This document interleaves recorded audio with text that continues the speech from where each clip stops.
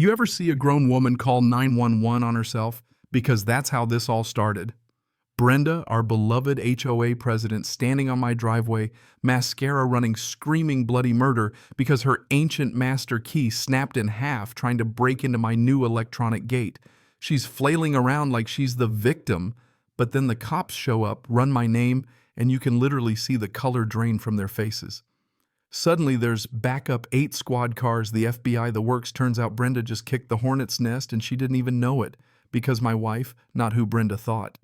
But I'm getting ahead of myself. 6 months before all this, my wife Olivia and I finally escaped apartment life and bought our first house, Maple Grove, that picture-perfect suburb where kids still bomb down sidewalks on their bikes, folks wave from the porch, and every lawn is cut like it's auditioning for Golf Digest.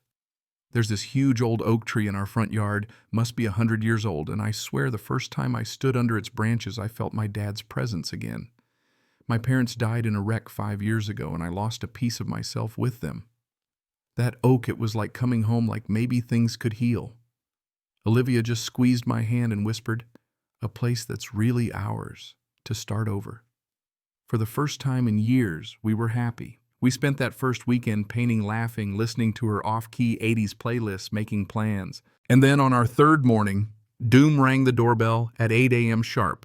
There she was, Brenda Peterson, HOA president for 12 long years, steel gray bun blazer with a badge that screamed power trip eyes like a hawk scanning for imperfections. She barreled past me before I even finished saying good morning, measuring tape already out, cataloging my sins, boxes 14 inches from the wall instead of 18 carpet, the wrong shade, code book thicker than a Bible. Olivia wandered in still in pajamas, and Brenda's nose wrinkled like she'd caught a whiff of something dead. "You must be the wife." "Just a housewife, I assume," she snapped. Olivia just smirked and sipped her coffee, letting the insult slide. But Brenda wasn't done. She handed me a 3-ring binder labeled HOA regulations and strutted out, then stopped dead at the oak tree. You could see it on her face, hate. "Miller's oak," she spat. "I fought him for 15 years over this damn tree. He died, but the eyesore's still here." She looked me dead in the eye. 30 days to take it down or you'll regret it." And then she walked across the street straight into a Victorian that was supposed to be empty, except as I soon realized she owned it. She was watching us from day one. The violations started arriving 2 days later. Not 1 or 2, but a blizzard grass, an 1/8 of an inch too tall trash bins, angled wrong by 3 degrees curtains, not quite eggshell enough. Each fine came with a cheery Brenda sticker, $50 to $100 more every week. By the end of the month, we'd racked up $800 in fines for stuff so minor you'd need a microscope to see it. She wasn't just enforcing the rules, she was out to break us. But it wasn't just about us. She sent emails to the whole neighborhood, always CCing Arthur, the old man next door. Certain new residents. Disregard for community standards. Dangerous oak tree. Subtle right, Arthur would forward me these emails with his own dry commentary. She did the same to the Johnson's son. Don't let her win. Turns out Brenda had driven family after family out of Maple Grove, always with fines and threats, always buying their homes cheap through her brother's LLC, flipping them for profit. The longer I lived here, the more I saw families moving out with haunted looks, cash buyers moving in houses flipped overnight. It wasn't just petty drama, it was a racket. Meanwhile, Olivia was working crazy hours, coming home with boxes of files, eyes rimmed with fatigue. I'd catch words like financial investigation, Peterson Holdings, but she'd brush me off. Nothing exciting, just white-collar crime. But I started to wonder. One night I found her at 3 a.m., laptop open, diagramming a web of names and bank accounts.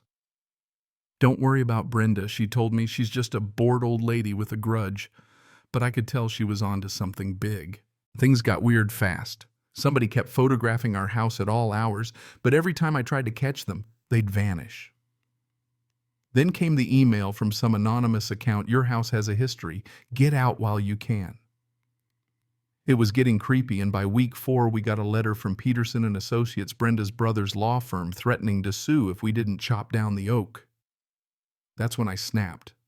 I hired a security company, installed cameras, and an electronic gate, the whole 9 yards. The technician, a guy named Marcus, laughed when I told him about the HOA. "Don't worry, man. These new locks are military grade.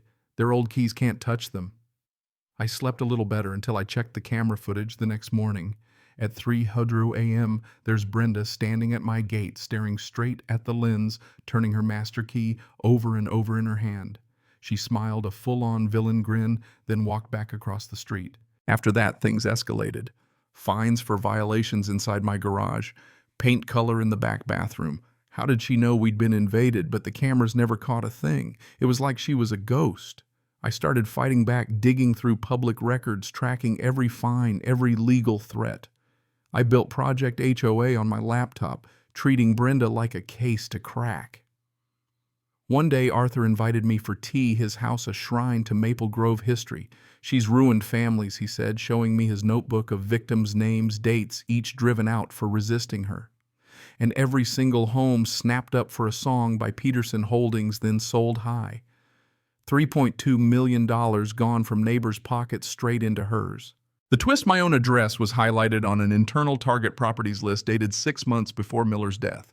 We were set up to buy this house with its problem oak from the jump. Our agent nudged us, told us to act fast. Coincidence, I was starting to doubt it. Then came the threat. Phone call, voice disguised. Stop digging or your wife's career ends tomorrow. Back off or Sheriff Thompson loses everything. That's when it hit me. Olivia wasn't just investigating, she was the sheriff. Brenda thought she had leverage, but she'd threatened the one person who couldn't be bullied. Morning after that call, everything broke loose. Brenda showed up at our gate, dragging 2 burly tree workers, a woman with a camera, her old brass master key gleaming like Excalibur. She performed for the camera, grandstanding about community safety and enforcing the rules, then shoved the key into my electronic lock. It jammed. She twisted harder and snap key broke clean in half. She lost it screaming, shaking the gate, threatening us, shrieking about how she'd removed 47 families before us. Olivia stepped outside, badge in hand, and calmly told Brenda she was trespassing on camera and had 10 seconds to leave. Brenda, desperate, called 911, inventing a story about being held hostage by dangerous criminals. And that's when the real show started. Police rolled up, then feds, then the FBI. No kidding, 3 black SUVs, agents in tactical gear, everyone on high alert. When they ran my name and Olivia's, their attitudes changed on a dime. Brenda realized too late she'd just called in reinforcements on herself. Sheriff Olivia stepped out, flanked by FBI agents, calm and commanding. Brenda's face went white as a sheet. Agent Chin. FBI stepped forward. Brenda Peterson, you're under arrest for racketeering, wire fraud, operating a criminal enterprise. Brenda tried to run heels, caught in the grass. She face-planted right into our freshly fertilized lawn. The whole neighborhood watched, and a camera woman caught every humiliating second. Brenda shrieked about powerful friends and the mayor owes me, but her brother was already being arrested downtown. The FBI rolled up dozens more HOA presidents, realtors, lawyers, even city officials. It was a sting 2 years in the making, and Olivia had used our move, our oak tree, and Brenda's ego to bait the trap. Arthur, bless him, handed over 12 years of evidence to Olivia, on the spot, promising to testify. That day, the entire Peterson crime ring unraveled. $3.2 million stolen, dozens of lives upended. In a packed town hall a week later, I laid out Project HOA, showing neighbors how they'd all been targeted, how 47 families had been run out for profit. The crowd voted to dissolve the old board, elected Arthur as interim president, and declared our oak tree a protected landmark. We voted to refund every unjust fine, rewrite the bylaws from scratch, and reclaim the neighborhood for good people. 6 months later, Brenda got 15 years in prison. Her brother, 12, and 23 more folks got sentences. The documentary went viral, sparking a nationwide push for HOA reform. Our street, once so tense and silent, came alive again. Kids laughing, gardens blooming, folks actually talking at the mailbox. Arthur held court under the oak tree at every block party, telling stories, reminding us how close we came to losing it all. And just when we thought it was over, I got an email. Hello, neighbor Barbara Peterson, Brenda's twin. Just bought 3 houses on your street. See you soon. Olivia laughed. Turns out Barbara's not Brenda's twin at all, but an undercover FBI agent setting the next trap. The fight isn't over, not by a long shot. So let me ask you, how would you have fought back? Have you ever tangled with an HOA gone bad? Drop your stories and opinions below. Let's hear what justice looks like where you live. And if you think this saga's done, buckle up, because there's always another twist coming in Maple Grove.